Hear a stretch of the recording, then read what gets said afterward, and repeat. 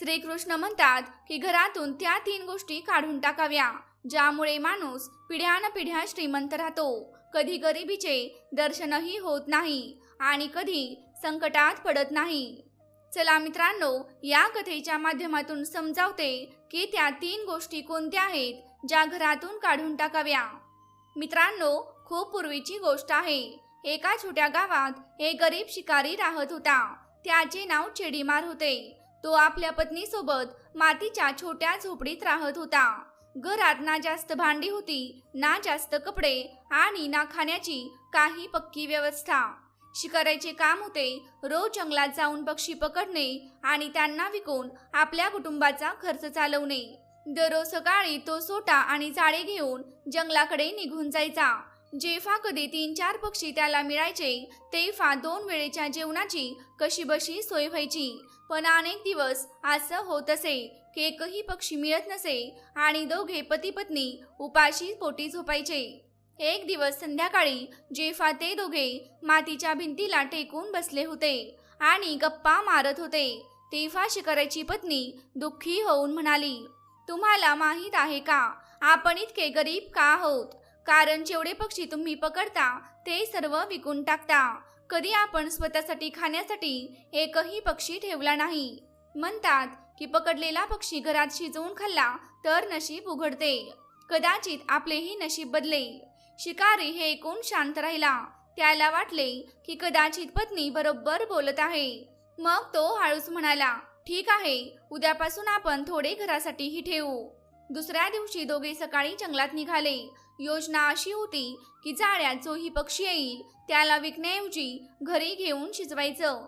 ते तासनतास चालत राहिले। सूर्य आकाशात चढत राहिला, मग हळूहळू उतरू लागला, पण एकही पक्षी जाळ्यात अडकला नाही। दोघेही खूप थकले होते। शिकाऱ्याच्या पत्नीने पाण्याची एक छोटी बाटली सोबत ठेवली होती। दोघांनी थोडे पाणी प्यायले आणि निराश होऊन घरी परत जायला लागले।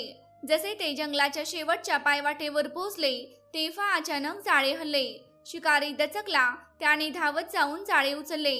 जाळ्यात एक छोटासा पण अत्यंत सुंदर पोपट अडकला होता। त्याचा रंग गडद हिरवा होता, जणू हिऱ्यासारखा चमकणारा दगड। शिकाऱ्याची बायको आनंदाने म्हणू लागली, अरे वा, आज तर देवाने आपलं ऐकली। पण हा खूप छोटा आहे, याला शिजवल्याने आपल्या दोघांचे पोटही भरणार नाही। तिने पोपटाला हातात घेऊन हळूहळू थोपटायला सुरुवात केली तेव्हा अचानक तो कापऱ्या आवाजात म्हणाला, आई, मला मारू नकोस, मला जिवंत राहू दे। हे ऐकताच शिकारी आणि त्याची बायको दोघेही आश्चर्याने थबकले। त्यांचे डोळे विस्फारले गेले। त्यांनी पहिल्यांदाच एका पक्षाला बोलताना ऐकले होते। शिकाऱ्याची पत्नी घाबरत म्हणाली, तू बोलतोस? पोपटाने डोके हलवले आणि म्हणाला, हो, मी बोलतो, आणि जर तुम्ही मला मारले नाही तर मी तुमचे नशीब बदलू शकतो। शिकारी आता थोडा सावरला। त्याने विचारले, आमचे नशीब कसे बदलणार? पोपटाने सांगितले, मला राजाला विकून टाका, तुम्हाला खूप पैसे मिळतील। राजा मला नक्की विकत घेईल, पण लक्षात ठेवा, जेव्हा राजा माझी किंमत विचारेल तेव्हा सांगा की मी स्वतः माझी किंमत सांगेन। मित्रांनो, शिकारी आणि त्याच्या पत्नीने एकमेकांकडे पाहिले। त्यांना वाटले की हा कदाचित एखादा दिव्य पक्षी आहे। अशी संधी रोज रोज येत नाही।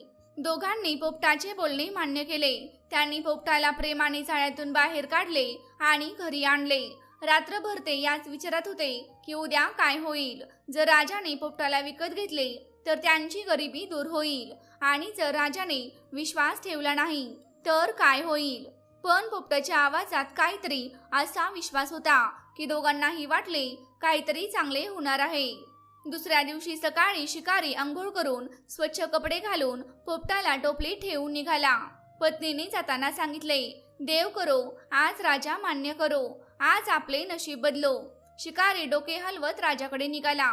त्याची चाल हळू होती, पण मनात आशेची चमक होती। त्याला वाटत होते की कदाचित आज त्याच्या जीवनाचा सर्वात मोठा दिवस आहे।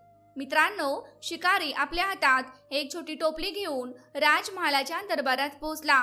दरबाराने त्याला थांबवले आणि रागाने म्हणाला, काय हवे आहे? शिकारी म्हणाला, महाराजांसाठी एक खास पोपट आणला आहे। तो बोलतोही आणि खूप अनोखा आहे। जर महाराजांनी पाहिला तर त्यांना नक्की आवडेल. दरबान प्रथम हसला, पण जेव्हा चिकाऱ्याने सांगितले की तो स्वतः आपली किंमत सांगतो तेव्हा त्यांच्या भुवया उंचावल्या. तो विचारात पडला आणि म्हणाला, ठीक आहे आते, जर मजाक केलीस तर सरळ कोथडीत टाकेन. शिकारी घाबरत होता, पण पोपटाने आतून सांगितले, घाबरू नकोस, सर्व ठीक होईल. मित्रांनो, थोड्या वेळाने ते दोघे राजाच्या दरबारात पोहोचले. राजा आपल्या सिंहासनावर बसले होते.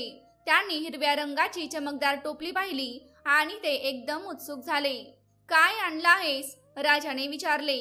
शिकाऱ्याने कापऱ्या हाताने टोपली उघडली. आत बसलेला सुंदर हिरवा चमकणाऱ्या पंखांचा पोपट बाहेर डोकावला. राजाच्या डोळ्यात चमक आली. वा, खूप छान, खूप सुंदर आहे. याची किंमत काय घेशील? शिकाऱ्याने पोपटाने सांगितलेली गोष्ट आठवली आणि थोडे धैर्य जमा करून म्हणाला, महाराज, याची किंमत तर हा स्वतः सांगेल. मित्रांनो, हे ऐकून राजा प्रथम हसले. काय, स्वतः किंमत सांगेल? चला पाहू. राजा पोपटाकडे चुकून म्हणाले, सांगा पोपटची, तुमची किंमत काय आहे? तेव्हा पोपट शांत आणि आत्मविश्वासाने म्हणाला, महाराज, माझी किंमत 200 रुपये आहे. जास्त नाही आणि कमीही नाही. गरीब शिकाऱ्याला द्या आणि मला विकत घ्या. मित्रांनो, हे ऐकून सर्व दरबारी हसले. कोणी म्हणाले, अरे, एक पोपट 200 रुपयांचा? दुसरा म्हणाला, हे तर पागलपण आहे. पण राजा हसले नाहीत. ते शांतपणे पोपटाकडे पाहत होते. त्यांच्या चेहऱ्यावर गंभीरता होती. बोलतोही आणि स्वतः किंमतही सांगतो, यात काहीतरी खास आहे.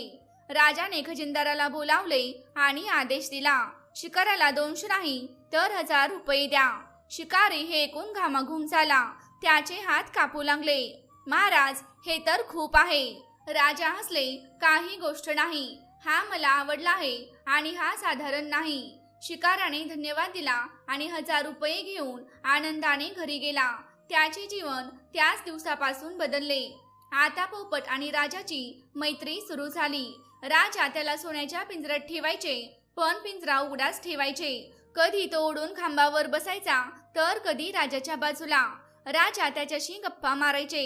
पोपटजी, हे खरे आहे की या जगात 33 कोटी देवता आहेत. लगेच पोपट नावे सांगायला सुरुवात करायचा. हो महाराज, आणि मी तुम्हाला सर्वांची नावे एक एक करून सांगतो. हे पाहून राजा आश्चर्याने भरून जायचे. तुम्ही तर खूप ज्ञानी आहात. मला असे उत्तर कोणताही माणूस देत नाही. हळूहळू राजाचा सारा वेळ त्या पोपटासोबत जाऊ लागला. ते सकाळी उठताच पोपटाकडे जायचे, दुपारही त्याच्यासोबत राहायचे आणि रात्री त्याच्याशी बोलत झोपायचे. महालातील राण्या प्रथम याला मजाक समजायच्या, पण जसे दिवस जात होते आणि राजा त्यांच्याकडे लक्ष देणे विसरला तसे त्यांच्या मनात मत्सर वाढू लागला. एक राणी म्हणाली, हा कोणताही साधारण पोपट नाही. राजाचा जीव नक्कीच याने चोरला आहे. दुसरी राणी म्हणाली, राजा आता आम्हाला पाहायलाही इच्छा करत नाही. हा इथे राहू नये. तेव्हा तिसरी राणी रागाने म्हणाली, आपण या पोपटाला संपवून टाकायला हवे. तेव्हाच राजांचे प्रेम आपल्याकडे परत येईल. अशा प्रकारे सर्व राण्या एकत्र बसल्या आणि योजना आखू लागल्या. राजा त्याला एक क्षणही स्वतःपासून दूर करत नाहीत, पण जेव्हा ते शिकारीसाठी जातील तेव्हा आपल्याला संधी मिळेल. काही दिवसांनी राजांना 2 दिवसांसाठी राज्याबाहेर शिकारीसाठी जावे लागले. राण्यांना वाटले की हीच योग्य वेळ आहे. जसे राजा बाहेर गेले, राण्या पोपटाच्या खोलीत पोहोचल्या. त्या काही बोलायच्या आतच पोपट मधुर आवाजात देवी देवतांच्या नावाचा जप करू लागला. त्याचा गोड आणि शांत करणारा आवाज ऐकून राण्यांचे मन मऊ पडले. तेव्हा चौथी राणी म्हणाली, हा तर देवाच्या नावाचा जप करतोय. अरे, आपण याला कसा मारू? त्या थोडा वेळ एकत्र राहिल्या आणि मग चुपचाप परत गेल्या. पण काही तासांनी त्यांचा मत्सर पुन्हा जागा झाला. हा खूप चतुर आहे, याला मारलेच पाहिजे. जोपर्यंत हा मरत नाही तोपर्यंत राजांचा झुकाव आपल्याकडे होणार नाही. जशी संध्याकाळ झाली, महालात पुन्हा फुसफुसाट सुरू झाली. पहिली राणी म्हणाली, आपण त्याच्या बोलण्यात का आलो? हा खूपच चलाक आहे. यामुळेच राजा आम्हाला विसरले आहेत. दुसरी राणी म्हणाली, जर राजा असेच त्याच्या सोबत राहिले तर एक दिवस आपण सर्व व्यर्थ होऊ.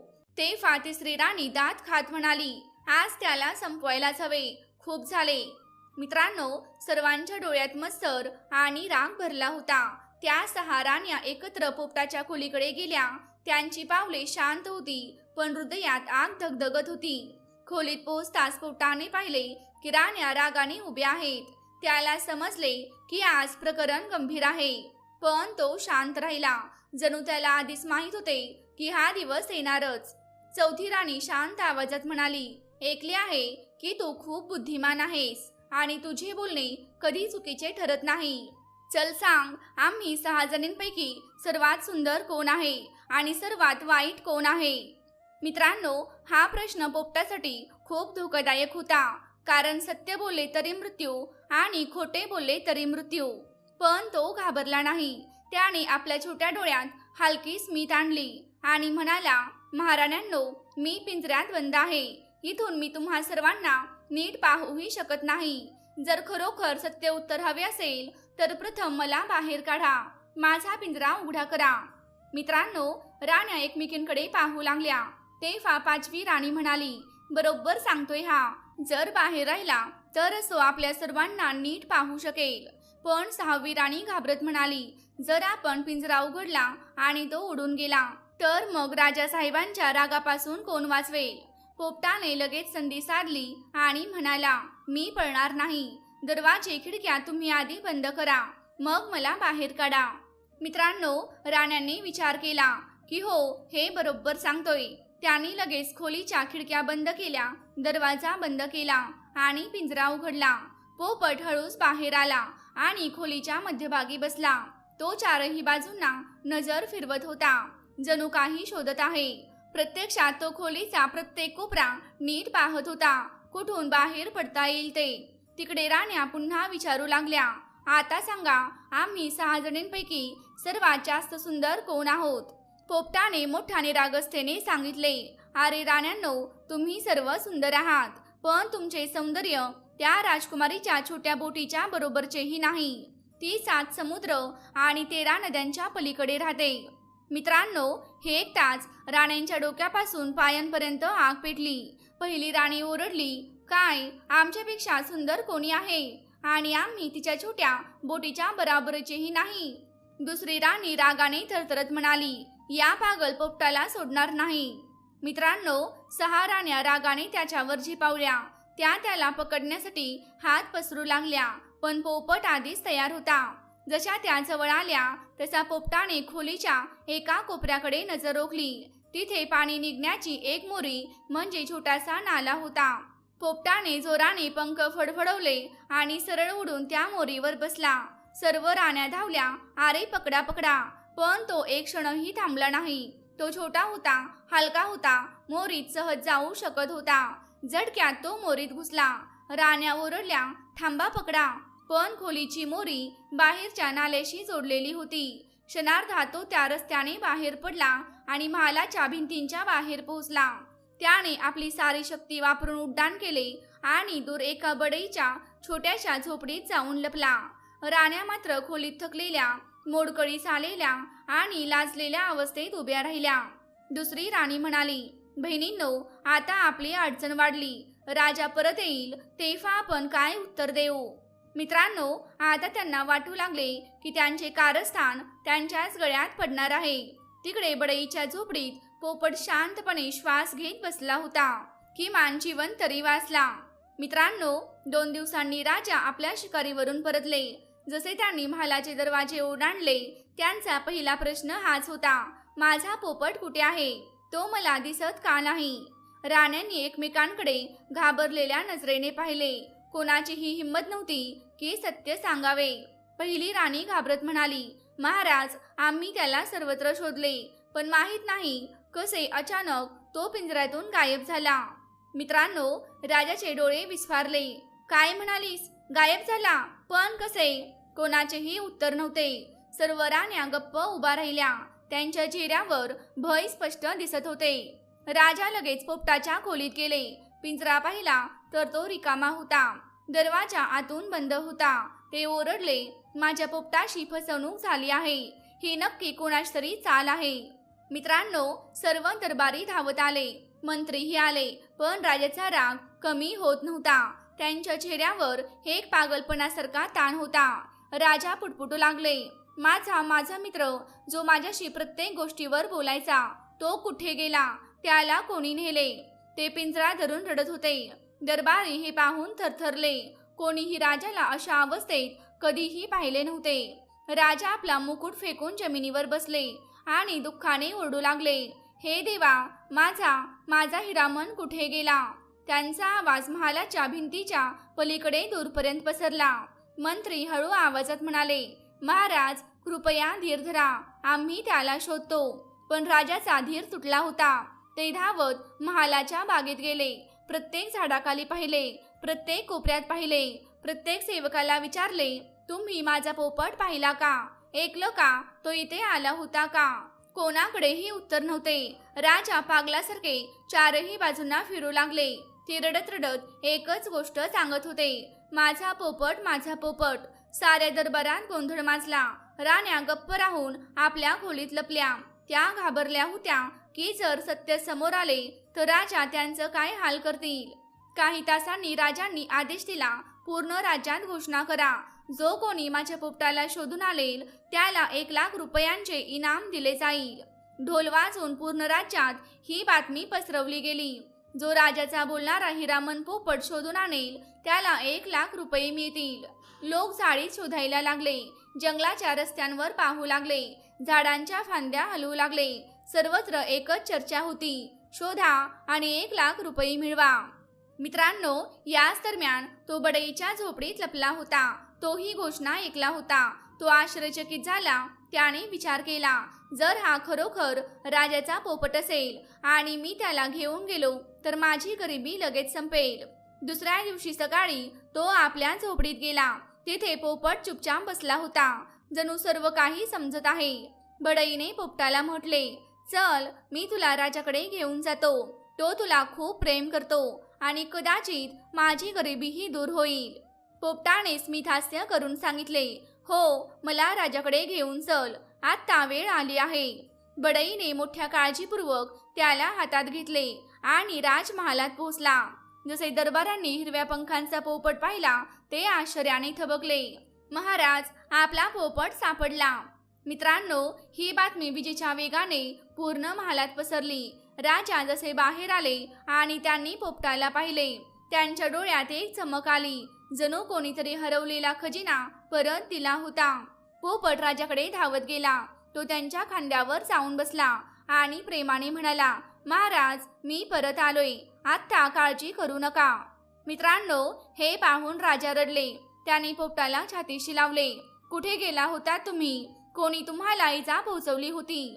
पोपटाने हळूहळू सारी सत्यता सांगितली. कशी राण्यांनी त्याला मारण्याची योजना आखली होती, कसा तो मोरीत पडून जीव वाचवला आणि कसा तो बडईच्या झोपडीत जाऊन लपला. मित्रांनो, राजाचा चेहरा हे ऐकून क्रोधाने लाल झाला. त्यांनी गरजून सांगितले, माझ्या 6 राण्यांना लगेच माझ्या समोर आणा. मित्रांनो, आता राजाने ठरवले होते की जो माझ्या प्रिय पोपटाला मारू इच्छितो तो या महालात राहण्यास योग्य नाही. मित्रांनो, पोपट राजाला मिळाला होता. राण्यांच्या डावाचे सत्य समोर आले होते. राजाने क्रोधित राण्यांना महालातून बाहेर काढले. आता महालात तुमची काही जागा नाही. मित्रांनो, आता महालात शांतता होती, पण राजाच्या मनात एक आणखीन प्रश्न निर्माण झाला होता. पोपट नेहमी सांगत होता, महाराज, जगात एक अशी राजकुमारी आहे जी 7 समुद्र आणि 13 नद्यांच्या पलीकडे राहते आणि जिच्या सौंदर्याची तुलना कोणाशीही होऊ शकत नाही. एका संध्याकाळी राजा सिंहासनावर बसले होते. पोपट त्यांच्या खांद्यावर येऊन बसला आणि म्हणाला, महाराज, तुम्हाला माहीत आहे का, ती राजकुमारी तुमच्यासाठीच बनवली गेली आहे. मित्रांनो, हे कोण? राजा दचकले. माझ्यासाठी? ती खरोखर अस्तित्वात आहे? पोपट हसला. हो महाराज, मी काल्पनिक गोष्टी बोलत नाही. ती राजकुमारी अत्यंत सुंदर, बुद्धिमान आणि निर्मळ हृदयाची आहे. तीही तुमच्यासारखी आपल्या जीवनसाथीची वाट पाहत आहे. फक्त तिला अजून माहीत नाही की तिच्या नशिबात तुम्ही लिहिले आहात. राजाच्या मनात उत्सुकता वाढू लागली. मग तो म्हणाला, मी तिला कशी मिळवू शकतो? ती तर 7 समुद्र आणि 13 नद्यांच्या पलीकडे आहे. तेव्हा पोपट म्हणाला, महाराज, जर तुम्ही इच्छा केली तर मी तुम्हाला तेथे पोहोचवू शकतो. फक्त तुम्हाला एक विशेष घोडा हवा आहे. पक्षीराज घोडा म्हणजे उडणारा घोडा. राजाने आश्चर्याने विचारले, उडणारा घोडा तो खरोखर अस्तित्वात आहे? पोपट म्हणाला, हो आहे. तो तुमच्या अश्वशाळेतच आहे. फक्त तुम्हाला त्याचे खरे रूप ओळखावे लागेल. राजा लगेच पोपटासोबत अश्वशाळेत गेला. तेथे हजारो घोडे बांधले होते, लांब, तगडे, चमकदार आणि मजबूत शरीराचे. पण पोपटाची नजर त्यांच्यावर थांबत नव्हती. अचानक पोपटाने एका कोपऱ्यात उभ्या असलेल्या एका दुबळ्या, पातळ, साधारण आणि कुरूप दिसणाऱ्या घोड्याकडे इशारा करत म्हटले, महाराज, हाच आहे तुमचा खरा पक्षीराज. मित्रांनो, हे ऐकून राजा दचकला. हा तर एक कमकुवत घोडा आहे. पोपट म्हणाला, महाराज, खरी शक्ती नेहमी दिसत नसते. हा घोडा जन्मजात उडू शकतो. फक्त त्याला 6 महिने चांगला दाणा, चांगले गवत आणि चांगली देखभाल हवी. तेव्हा त्याचे खरे रूप समोर येईल. राजाने एक क्षणही विलंब केला नाही. त्यांनी त्या घोड्याला वेगळ्या अश्वशाळेत ठेवले. दररोज राजा स्वतः जाऊन पाहत असे की घोड्याला चांगले जेवण मिळत आहे की नाही. अशा प्रकारे हळूहळू दिवस जात होते. दर आठवड्याला घोडा बदलत चालला. त्याचे शरीर मजबूत होत चालले, छाती रुंद होत गेली आणि पंखासारखे हलके, लांब केस उगू लागले. 6 महिने पूर्ण होईपर्यंत तो थकलेला घोडा राहिला नव्हता, तर तो एक शानदार, चमकदार युद्ध घोडा बनला होता. त्याच्या डोळ्यात चमक होती आणि पायात विजेची चपळता होती. पोपटाने त्याला पाहून सांगितले, महाराज, आता हा घोडा तयार आहे. आपण उड्डाण भरू शकतो. पण पोपटाने आणखीन एक गोष्ट सांगितली. एक गोष्ट लक्षात ठेवा महाराज, जेव्हा तुम्ही घोड्याला चाबूक माराल तेव्हा त्याला फक्त एकदाच हलके स्पर्श करा. जर तुम्ही 2दा चाबूक मारलात तर लक्षात ठेवा, आपण मध्येच पडू आणि आपल्यावर मोठे संकट येईल. मित्रांनो, राजाने डोके हलवले. ठीक आहे, मी या गोष्टींचे लक्ष ठेवेन. त्यानंतर पोपटाने राजाला आणखीन एक गोष्ट तयार करण्यास सांगितली. पोपट म्हणाला, आपल्याला चांदीचे खेस हवे आहेत. हे छोटे छोटे चमकणारे चांदीचे तुकडे कोणत्याही राजकुमारीचे लक्ष वेधून घेतील. राजाने लगेच आपल्या राज्यातील सोनारांना बोलावले आणि आदेश दिला, दिवस रात्र काम करा. लवकरात लवकर हजारो चांदीचे खेस बनवा. मित्रांनो, काही दिवसातच पिशव्या भरून चांदीचे खेस तयार होऊ लागले. आता यात्रेसाठी सर्व काही तयार झाले होते. राजाने उडणाऱ्या घोड्यावर काठी कसली. राजाच्या खांद्यावर पोपट बसला. पक्षीराज घोडा हवेत उडण्यासाठी पंखांसारखी शक्ती घेऊन तयार उभा होता. पोपटाने सांगितले, महाराज, आता वेळ आली आहे त्या राजकुमारीपर्यंत पोहोचण्याची, जी फक्त तुमचीच आहे. राजाने खोल श्वास घेतला आणि हलके चाबकाने घोड्याला स्पर्श केला. क्षणात तो घोडा विजेच्या वेगाने हवेत उडाला. राजा आणि पोपट ढगांच्या वर उडू लागले. नद्या, डोंगर आणि समुद्र ओलांडत ते एका नव्या नशिबाकडे, नव्या प्रवासाकडे निघाले. पक्षीराज घोडा ढगांवर हवेच्या वेगाने उडत होता. राजाच्या चेहऱ्यावर उत्साह आणि आश्चर्य होते. पहिल्यांदाच ते आकाशात उडत होते. राजाच्या खांद्यावर बसून पोपट प्रत्येक दिशेकडे लक्ष ठेवून होता, जणू एक अनुभवी मार्गदर्शक. खाली पृथ्वी छोटी होत चालली होती. नद्या पांढऱ्या रेषांसारख्या दिसत होत्या, डोंगर बिंदूंसारखे आणि समुद्र दूर चमकणाऱ्या निळ्या काचेसारखा दिसत होते. हळूच पोपट म्हणाला, महाराज, आपण बरोबर दिशेने जात आहोत. 7 समुद्र आणि 13 नद्या आपल्याला ओलांडायच्या आहेत. मित्रांनो, हे कोण राजा भावूक होऊन म्हणाला, जर तू नसतास तर मी इथपर्यंत पोहोचू शकलो नसतो. मित्रांनो, घोडा आणखीन वर उडत गेला. आकाशात उडत उडत त्यांना अनेक दिवस लागले. शेवटी दूरक्षितिजावर एक चमकणारा महाल दिसला, सोन्याच्या चिताचा, उंच पांढऱ्या खांबांचा. पोपटाने राजाच्या पाठीवर थोपटले, महाराज, फक्त थोड्याच अंतरावर राजकुमारीचा महाल आहे. हे पाहून राजाचे हृदय धडधडू लागले. काय, खरोखरच मी तिच्याशी भेटणार आहे? तो म्हणाला, हो, पण योजनानुसार प्रथम आपल्याला त्या मोठ्या झाडाजवळ उतरायला हवे. राजाने हळूच चाबूक उचलला आणि घोड्याला हलके स्पर्श केला, अगदी तसेच जसे पोपटाने सांगितले होते. घोडा हवेत फिरत महालासमोरच्या विशाल वृक्षाकडे खाली येऊ लागला. पण तेव्हा राजाच्या मनात एक तीव्र इच्छा जागी झाली. मी लवकरात लवकर राजकुमारीला पाहू इच्छितो. उत्साहात त्याचे लक्ष राहिले नाही आणि त्याने चाबकाचा आणखीन एक स्पर्श केला. दुसऱ्यांदा चाबूक घोड्याला स्पर्श होताच पोपटाचे डोळे भयाने विस्फारले. तो ओरडला, महाराज मी सांगितले होते घोड्याला 2 चाबूक मारू नका, आता घोडा थांबेल. आणि अगदी तसेच झाले. पक्षीराजाने अचानक आपली शक्ती गमावली. तो वेगाने खाली पडू लागला, सरळ एका घनदाट जंगलाकडे. राजा सावरू शकला नाही. घोडा, राजा आणि पोपट तिघेही जोरात जमिनीवर आपटले. राजाचे डोके चक्रावले. घोडा जमिनीवर थकून पसरला. आता तो उडू शकत नव्हता.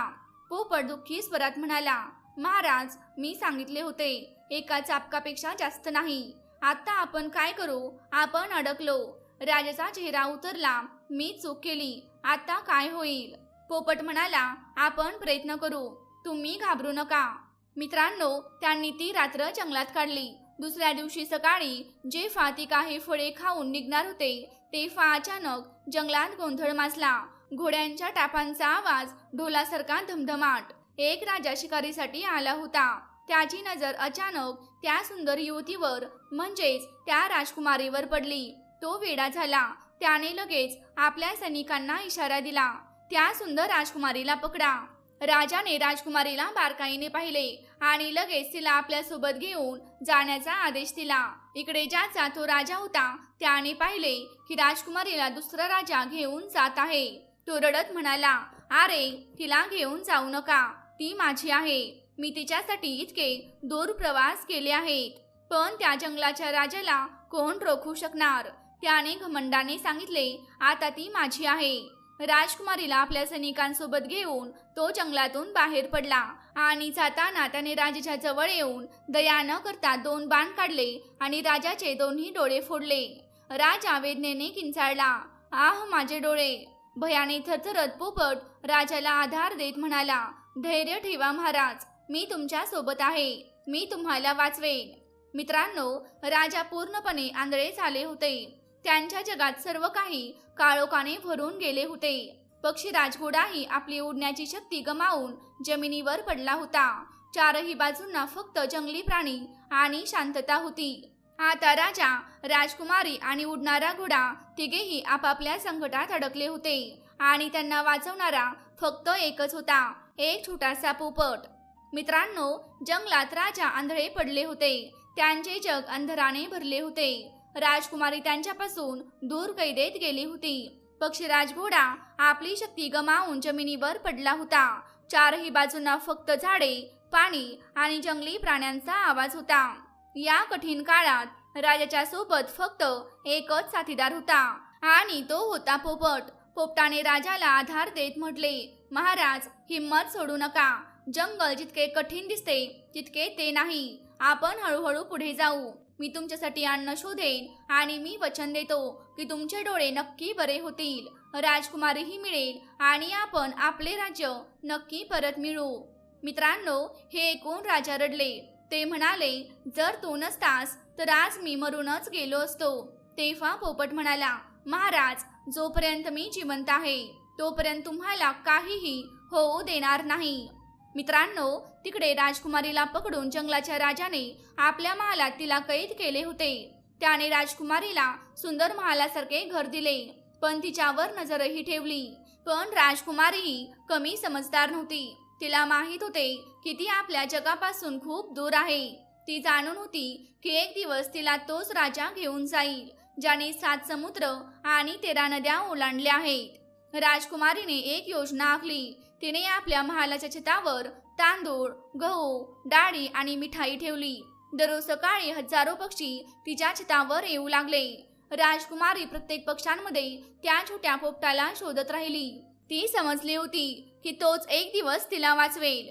इकडे मित्रांनो, जंगलातील पक्षी रोज पोपटाला म्हणायचे, मित्रा, आमची राणी खूप दयाळू आहे.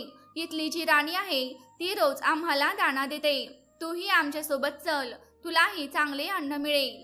समजलं, छतावर दाणा वाटणारी तीच राजकुमारी असावी, पोपट मनात म्हणाला.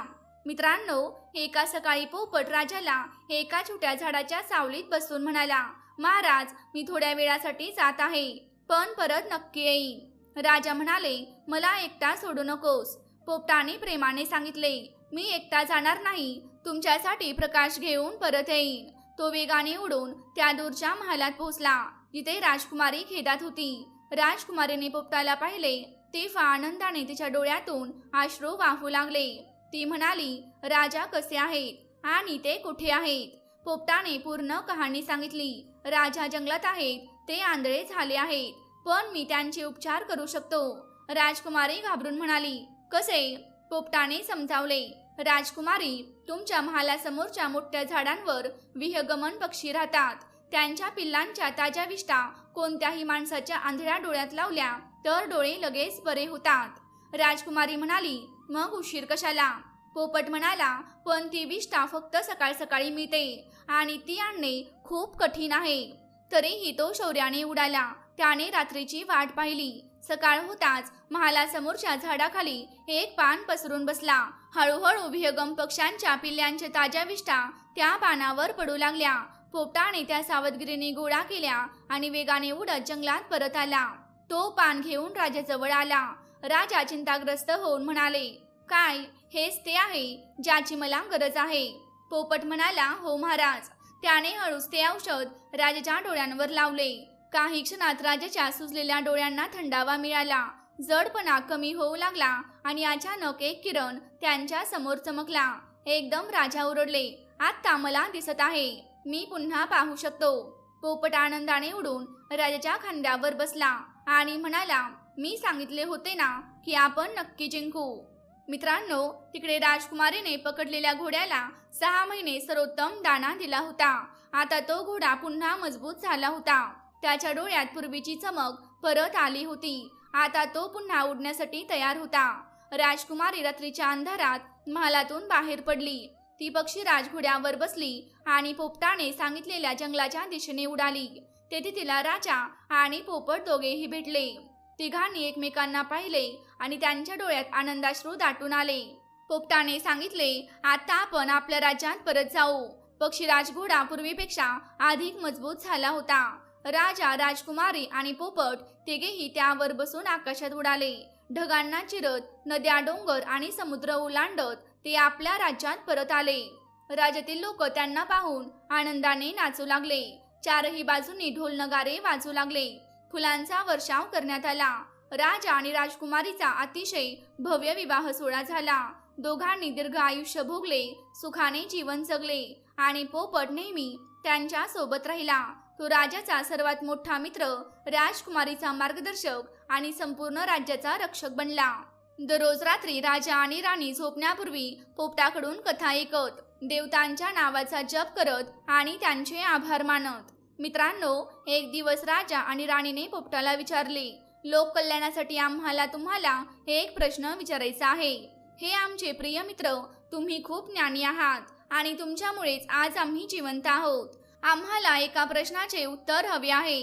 त्या 3 गोष्टी कोणत्या आहेत ज्या घरातून काढून टाकाव्यात, ज्या काढल्याने माणूस पिढ्यानपिढ्या श्रीमंत राहतो, कधी गरिबीचे दर्शनही होत नाही आणि कधी संकटातही पडत नाही? तेव्हा पोपट राजाला त्यांच्या प्रश्नांचे विस्ताराने उत्तर देत म्हणाला, ध्यानपूर्वक ऐका महाराज. या 3 गोष्टी घरातून लगेच काढून टाकाव्यात. त्या काढल्याने घरात संपत्ती, सुख आणि समृद्धी येते. पहिली गोष्ट म्हणजे घरात पडलेला कचरा, दुसरी गोष्ट म्हणजे तुटलेल्या फुटलेल्या वस्तू आणि तिसरी गोष्ट म्हणजे अनावश्यक सामान. या 3 गोष्टी पोपटाने त्या राजराणीला सांगितल्या. आणि प्रेमळ भक्तांनो, ही कथा इथे संपते आहे. तुम्हाला ही कथा कशी वाटली हे आम्हाला कमेंट करून नक्की सांगा. भेटूया पुढच्या व्हिडिओमध्ये आणखीन एका कथेसोबत. जय श्री कृष्ण. धन्यवाद.